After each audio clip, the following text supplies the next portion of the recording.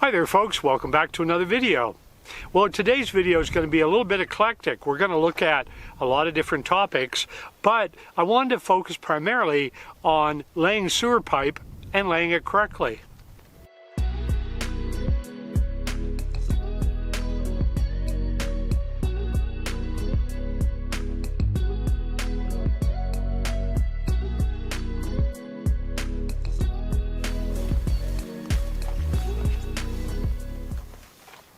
So this is where the flush is going to go, and a logical question, folks, would be, why did you put down all this wood and now have to work around it?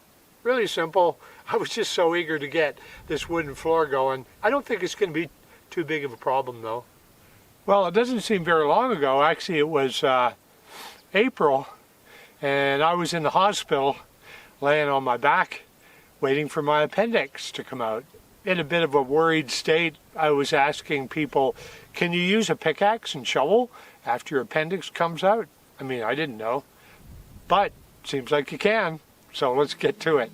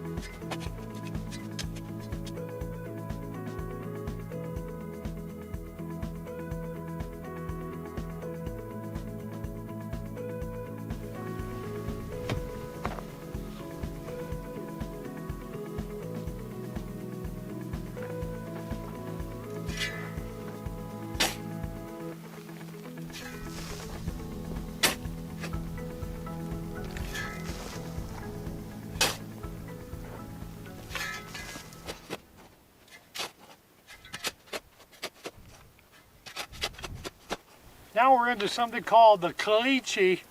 Some of you folks may remember it from other videos I did. It's basically clay with tiny pebbles all merged together and baked. So it's not quite like cement, but not far off. So now we're digging out where the flush is going to sit. And one of the questions I had, if the drop from where the toilet bowl sits to down vertically before it hits the elbow and the horizontal run to the septic tank is tall or deep, does that make it flush better? What do you think, folks? Leave it in the comments below if you're a plumber or you happen to know that.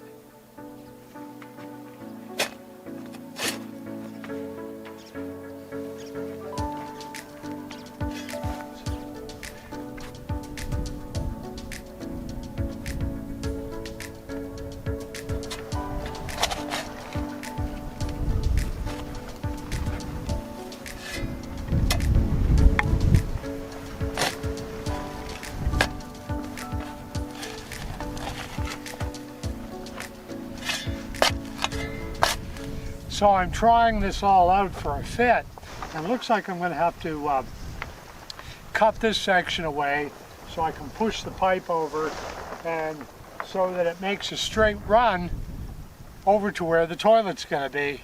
In other words, this needs to be flush with the embankment. Oops, pardon the pun. Well, it's kind of slow digging right now, but I'm already imagining going to the bathroom and pushing down the lever and hearing well, a brand new day, and yup, more digging.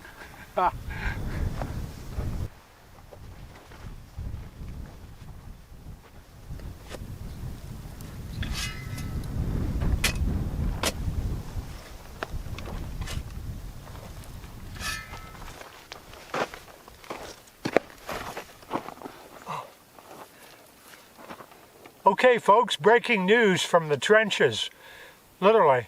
I just discovered I'm being too ambitious, and I'm digging way down here.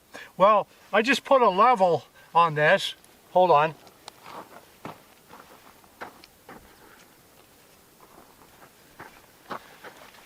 and I found I'm just being too ambitious and digging down too far. What does that mean? Ha! I have a lot less digging to do than I thought. How cool.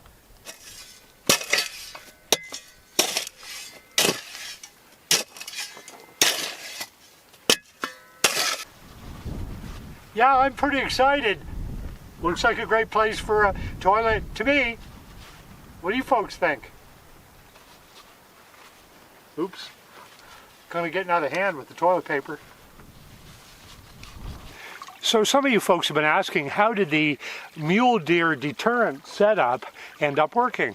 And I can say, from what I can tell, it seems like it dramatically reduced the deer from coming to my pond. Good job, Leo.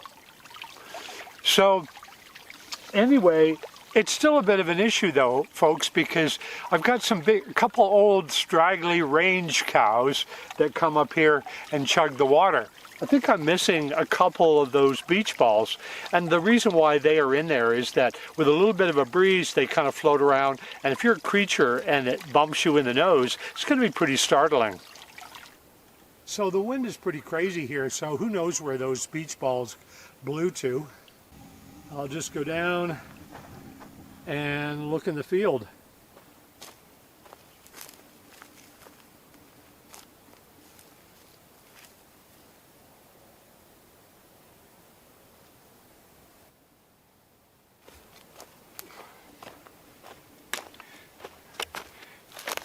Found them.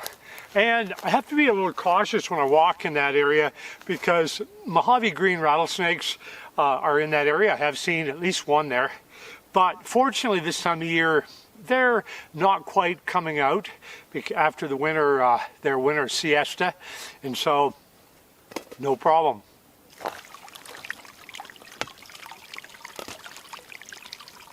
There. So I'm going to try something that might even work to keep the range cows from stomping all over here and chugging the water. And it was suggested to me by one of my subscribers. So let's give that a go. So what I'm going to do here is I'm going to take this chicken wire and basically lay it flat all around the edge of the pond. And what happens is deer especially, and I hope hopefully cows, don't like stepping on wire. It's that simple. Okay, well I figure that this looks like about 24-inch piece should not allow deer and other things to come wandering up here and stretch and reach and chug water out of the pond. So anyway, I think this will work. So to make it a little more discreet, I'll just tuck the edges underneath some rocks here.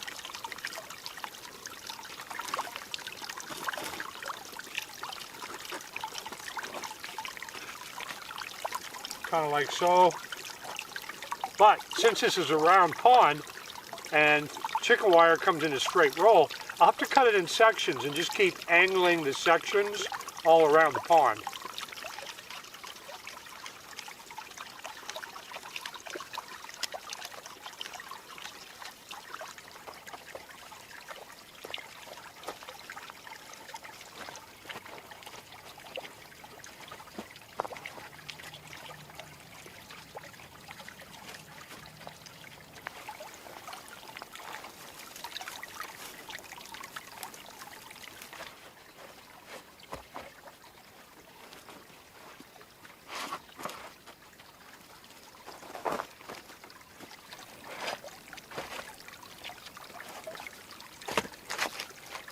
So I don't want the wire tripping me up when I go to fill the hummingbird feeder, so I'll just cut this remaining section off as well.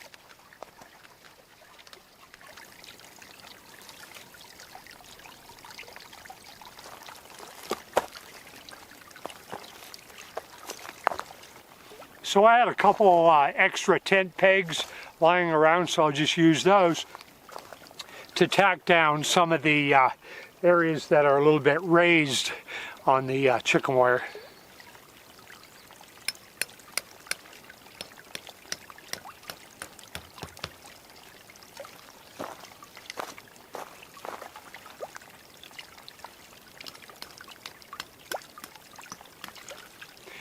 Okay, and we're done. And to be truthful, I'm really pleased with it. I thought aesthetically it would just look really, what should I say, just, trashy. But I think it actually looks okay. And as far as the thirsty mule deer, actually just down there, my neighbors, I was talking to them just the other day, they got a big old watering source that's put out just for the deer. So you don't have to feel sorry for them at all. So we'll see how all this works. I'll keep you posted. Oh, not good. I looked out the window the other day and sure enough, mule deer were actually leaning on my bird feeder and then I just pushed it over. Anyway, wildlife is wildlife, but it's not a mule deer feeder, okay? I normally use this stuff. This is Hot Pepper Delight, no melt sourdough. The birds absolutely love it. My quail just gobble it up like crazy. So a little fun fact that I mentioned before, all mammals, including us, have lots of taste buds and senses all throughout the mouth and tongue, okay? Birds have very, very little. So that means if they get something really hot like this, they go, yummy, we love it. Mule deer are similar to us, and they cannot handle this stuff. So why is my feeder pushed over, you may ask? Simple. This stuff is expensive. Some of you folks have been kind enough to send some to me in my Amazon wish list, but I thought, you know, I'll use local feed that's just seed for birds. And my birds warmed up to it. They were okay with it, but the mule deer thought, okay, granola just for us? We're good. And of course, trying to get it, they pushed the feeder over. So, got to repair the feeder. Poor old quail been missing it. Okay, so these were holding the feeder into the ground, and I'm going to revise that. I'm going to put this extra spare metal post I had, pop that in there, and that in there. Hopefully it'll be sturdy enough, but I've got to pound them in and then slide the feeder over it.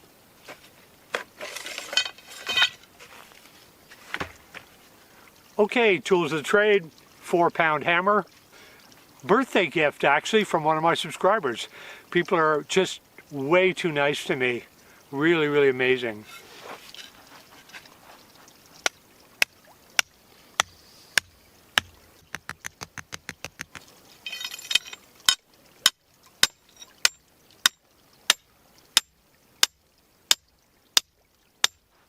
I'll try that on for size. Got a long ways to go.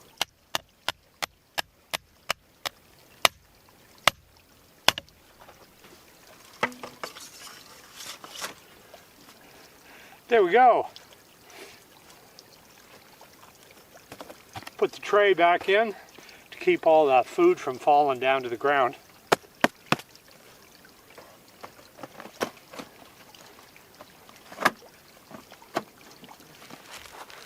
Okay, here we go with the yummy hot pepper stuff. I personally don't like spicy food, but birds do. Notice I'm not touching it, because if you touch this stuff and then your eyes, a little annoying.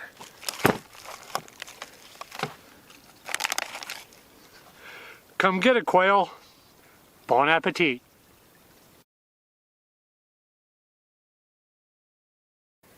So naturally, I have a lot to learn about laying sewer pipe, and this stub out piece of pipe is actually going right to the tank. You can just see the tank's cover there, and essentially was put already in there. Now, I wasn't sure, well, what do I do? How do I angle that pipe correctly? And everything I've learned is that all of the sewer pipe, beginning at the tank and then running all the way down to the house, has to be laid at 1/4 inch per foot of grade. And that is crucial. Otherwise, the interesting stuff from your home doesn't flow down the sewer pipe. So what I did was measure all the way up and down here really carefully, Now here's how I did it. And it was a really cool hack I found on YouTube. Since the proper rise you need is 1/4 inch per foot, if you multiply 1/4 times 4, that's 1 inch, okay? So what I did, just like the video showed me, I took a 1 inch wooden block and taped it to a 4-foot level.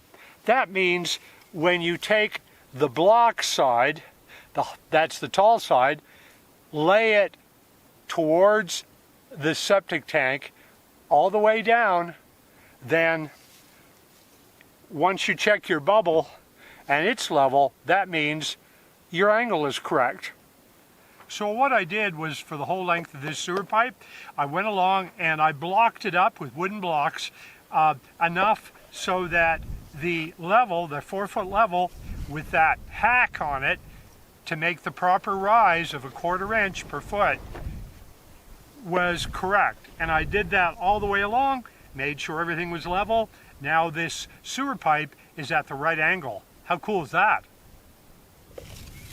And of course this wooden blocking will eventually decay, and of course will not be a support at all for the pipe. So I'll remove that before I glue the pipe in place and essentially put dirt and sand under there, and so that will be good and firm and be again at that proper grade or level. So right at that section of pipe that comes out of the sewer tank called a stub out, I've got a connector, and they call this a Y, like the letter Y, because it looks like a Y, and that allows me to run a section of sewer pipe all the way to the little cabin, which is 100 feet, but I've been told it would work.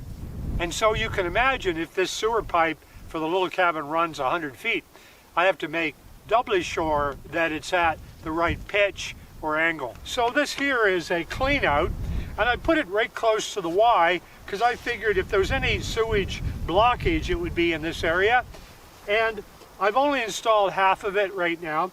There's going to be, it's a U shape, so there's going to be another one just like this that's a mirror of this with a U shape, and that allows you to clean in both ways if you have to ram something down in there to clean the pipe out. So what I'll do is I'll cap all this off and then mark it carefully so that when I bury it, if I have to, I can dig it back up again and then keep going with the pipe all the way up to the little cabin. Hope that makes sense. So as always, folks, thank you ever so much for watching these videos. I really appreciate each and every one of you. If you haven't subscribed, please subscribe, give things a thumbs up, and also hit the notification bell. That'll let you know when my next video is coming up. Lots of videos coming up soon with plumbing.